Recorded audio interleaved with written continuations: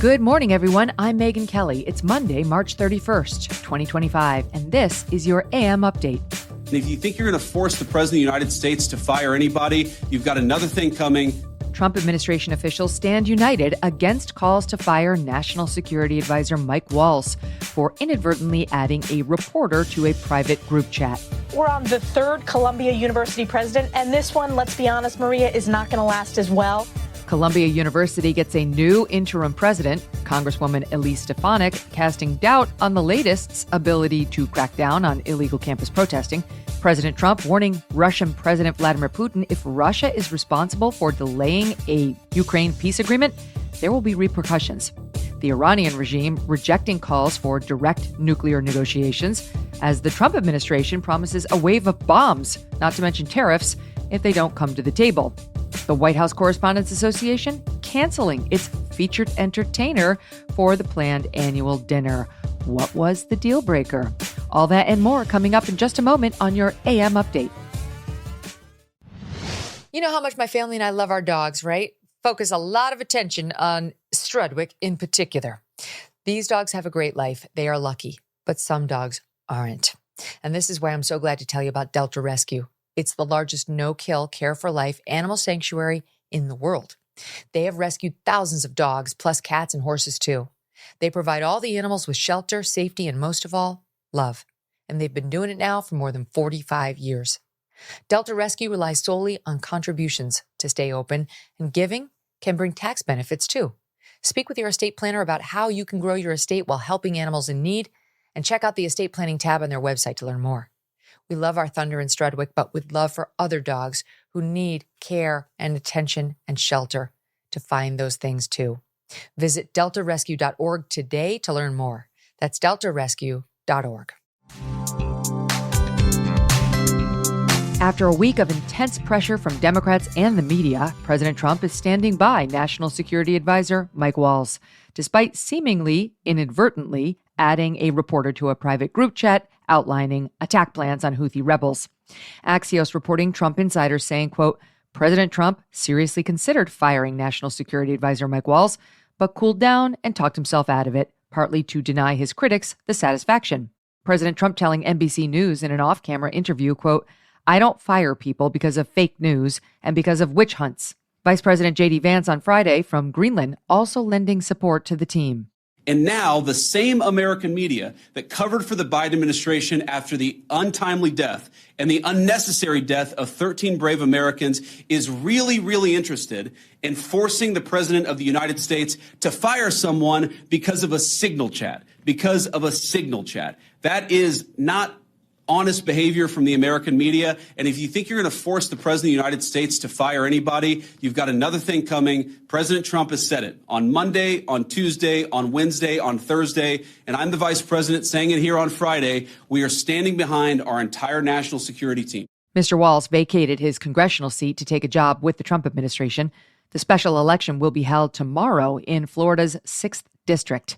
The current balance of power in the House is 218 to 213, giving Republicans a very slight edge. In tomorrow's election, Republican Randy Fine is facing off against Democrat Josh Weil, the media portraying the race as a source of anxiety for the GOP. Republicans are right now worried about a special election in the deep red Florida congressional district, once held by Trump National Security Advisor Michael Waltz. Republican anxiety mounts over special elections for 2 deep red congressional seats in Florida, which are more competitive than they should be. Republicans are sweating the margins in special elections in 2 Florida districts. Democrat fundraisers pouring millions into the race. Mr. Fine raising just shy of $1 million compared to Mr. Weil's $9 million. President Trump in November winning this district by 30 points. Despite a recent poll showing both candidates neck and neck, analysts say a Republican victory is likely. The New York Times reporting the 6th district is home to twice as many registered Republicans as Democrats. NBC political correspondent Steve Kornacki previewing a likely Democrat talking point if this race is anywhere closer than President Trump's 30-point margin of victory. Why would Republicans, be a little concerned? Is it about losing the district? That might be a stretch. There's nobody in the House. There's no Democrat in the House who has won in a district like this recently. But Would they be embarrassed by a significantly smaller margin than this? That's certainly possible. Another special election Tuesday in Florida's 1st District to replace former Republican Congressman Matt Gaetz. Republican Jimmy Patronis is reporting that his opponent, Democrat Gay Vallemont, is outraising him 7-1. Mr. Gaetz beat Ms. Vallemont in November by 32 points before resigning his seat in hopes of securing the post of Attorney General. Another big race on Tuesday, the Wisconsin Supreme Court. Voters there will determine if the court will maintain a 4-3 liberal majority or flip to conservative. Liberal Judge Susan Crawford is taking on conservative attorney Brad Schimmel. At stake, control over congressional district mapping in a critical swing state. Republicans currently hold 6 of Wisconsin's 8 congressional seats, despite the state's closely divided electorate. If liberals maintain their majority on the Wisconsin Supreme Court, the current GOP-drawn maps could be thrown out, shifting the balance of power in the House of Representatives, potentially costing Republicans 2 congressional seats. We will have more on this story in the days ahead. On Friday night, Columbia University's embattled interim president Katrina Armstrong resigning from her post. Columbia already facing $400 million in frozen federal funding, with a threat of more cuts to come, agreeing to implement measures allowing authorities to crack down on illegal protesting, as well as some academic reforms. Columbia became the epicenter of nationwide anti-Israel and anti-Semitic protests in the wake of Israel's war on the Hamas terrorist organization. Many Jewish students at Columbia reporting incidents of harassment on campus, which is unlawful under federal law, saying faculty and staff have done little to nothing to support them. Crimes like vandalism, trespassing, and others were also committed by the protesters. Ms. Armstrong, caught between mounting pressure from the Trump administration and intense pushback from her own faculty and staff. Columbia professors, in the weeks leading up to President Armstrong's resignation, raging against her decision to cooperate with the Trump administration. We know that this has nothing to do with opposing anti-Semitism. We know that this is about control. Making these changes would allow an overbearing government to bully our university. Trump's cuts kill teaching and learning. They kill research. They kill knowledge. They kill truth. And they kill people. The Wall Street Journal reporting Ms. Armstrong publicly insisted to the Trump administration that Columbia is cracking down on illegal protesting while privately downplaying the new measures to her staffers. The Department of Education releasing a statement in response to the resignation saying, quote, "The action taken by Columbia's trustees today, especially in light of this week's concerning revelations, is an important step toward advancing negotiations between the university and the task force to combat anti-Semitism." Education Secretary Linda McMahon on Sunday laying out the administration's expectations. Well, the president's made it incredibly clear that he expects that students who are going to universities can go to a safe campus without discrimination. What we saw across Columbia and other universities was that the universities were not living up to that. I mean, when you see students barricaded in the library, people pounding on the glass saying death to USA, death to Israel. And I've talked to students at Columbia, Jewish students who told me that they were afraid to go across campus, and a lot of the Jewish interaction on campus has been driven underground. And that's just not the way our education should be. The new interim president announced Friday, Claire Shipman, is a former CNN White House correspondent who was once married to Obama administration press secretary Jay Carney. An October House report on college campus anti-Semitism revealing a 2023 text message from Ms. Shipman to then Columbia President Manu Shafiq. Ms. Shipman then referring to the House anti-Semitism on college campus hearings as, quote, Capitol Hill nonsense. Republican Congresswoman from New York, Elise Stefanik, on Sunday responding to Ms. Shipman's new appointment. We're on the 3rd Columbia University president, and this one, let's be honest, Maria, is not going to last as well. It's already come out that she has criticized and belittled the House investigation and the accountability measures and has failed to protect Jewish students. So, again, this is strong leadership from President Trump, and I think it is only going to be a matter of weeks before she is forced to step down as well. They still don't get it. The faculty doesn't get it. These radical far-left students doesn't get it. Former President Shafiq resigned from her post in August 2024. 6 federal agencies are currently investigating Columbia University, billions in federal funding are on the line. Coming up, President Trump issuing a warning to Russian President Vladimir Putin. If he finds Russia at fault for holding up a peace deal in Ukraine, there will be consequences.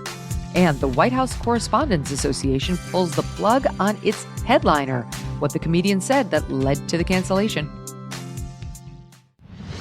Did you know scammers can literally steal your home right out from under you?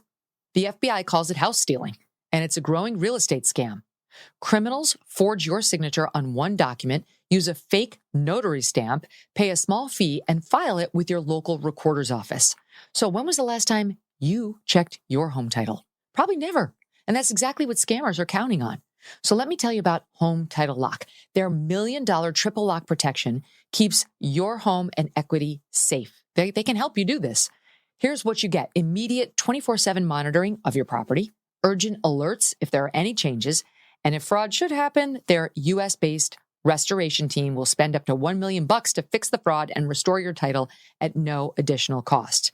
Get a free title history report so you can find out if you're already a victim, and access to your personal title expert, a $250 value just for signing up. Go to HometitleLock.com, use my promo code Megyn 250, or click on the link in the description.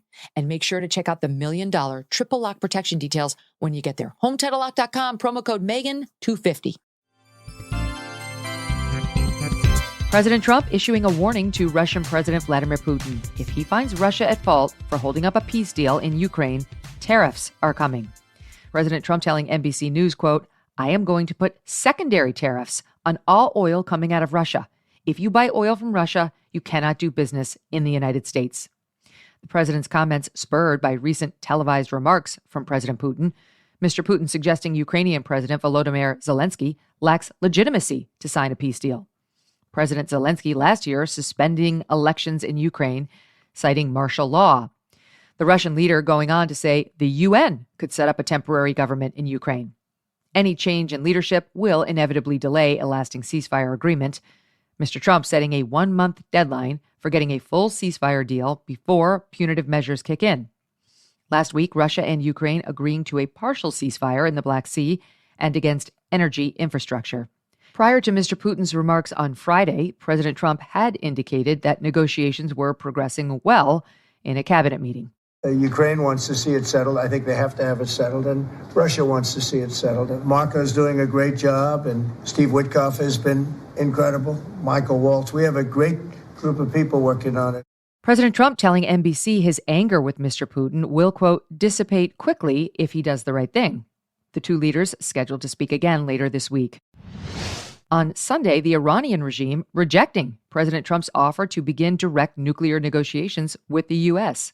Iranian President Masoud Pezeshkian leaving the possibility of indirect talks open, delivering the reply through Oman. This response just days after President Trump addressed Iranian nuclear ambitions from the Oval. Iran is very high on my list of things to watch. And as you probably know, I sent them a letter just recently. And I said, you're going to have to make a decision one way or the other.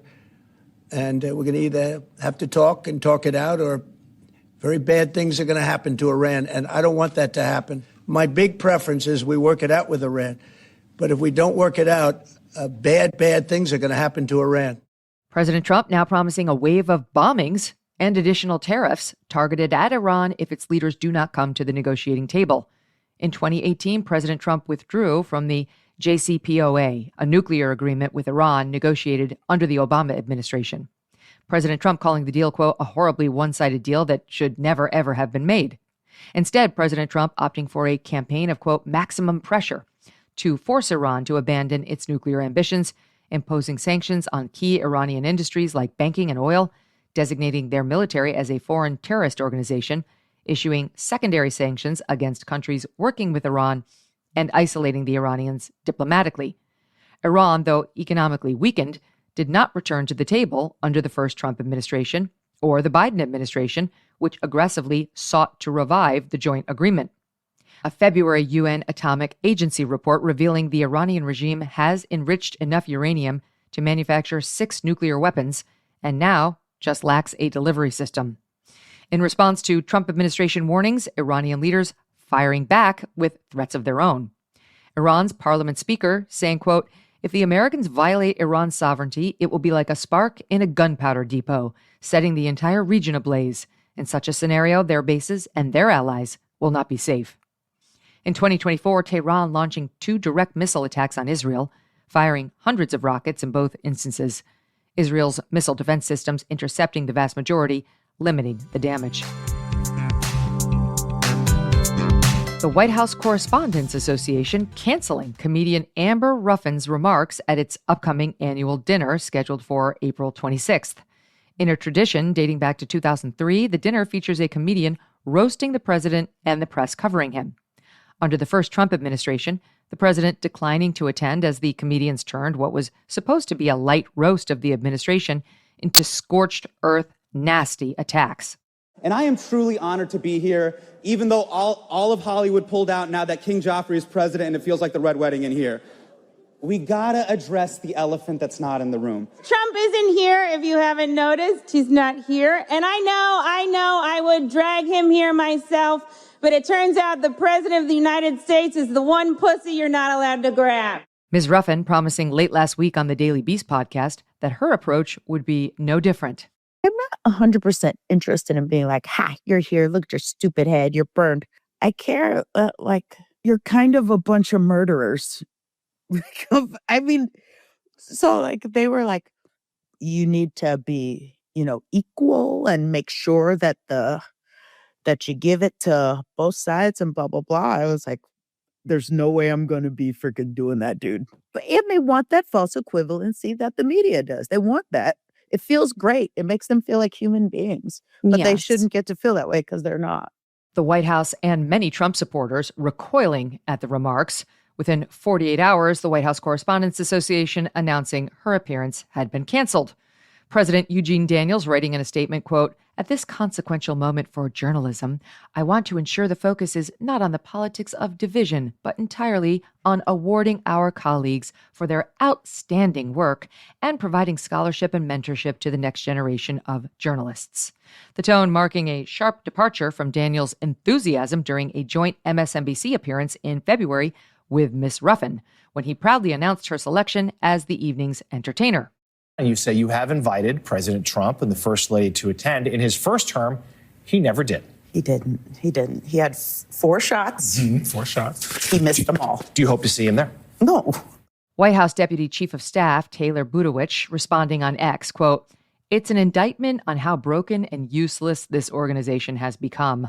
So sad that such a storied and consequential group has been so quickly driven into irrelevancy. Oh well, good riddance." Tensions rising between the White House Correspondents Association and the Trump White House in recent weeks. The conflict beginning when the Associated Press refused to use the newly renamed Gulf of America moniker, prompting the Trump administration to bar the outlet from participating in the White House press pool. The Correspondents Association condemned the White House publicly in response. Shortly thereafter, Press Secretary Caroline Leavitt announcing her office would be taking control of press pool assignments, a task historically managed by the White House Correspondents Association. The pool is a smaller group of reporters granted access to more exclusive spaces, like the Oval Office and Air Force One. Axios reporting on Sunday, some members of the Correspondents Association want to de-escalate the conflict. This, as Ms. Leavitt says, she will be taking control of the briefing room's seating chart as well. For decades, establishment media was in control of who sits where in the briefing room, ensuring the so-called mainstream outlets access and a seat in front of the cameras. A senior White House official telling Axios the new arrangement will provide more favorable access to online influencers and newer outlets. And that'll do it for your AM update. I'm Megyn Kelly. Join me back here for the Megyn Kelly Show, live on SiriusXM Triumph Channel 111 at noon East, on youtube.com/Megyn Kelly, and on all podcast platforms.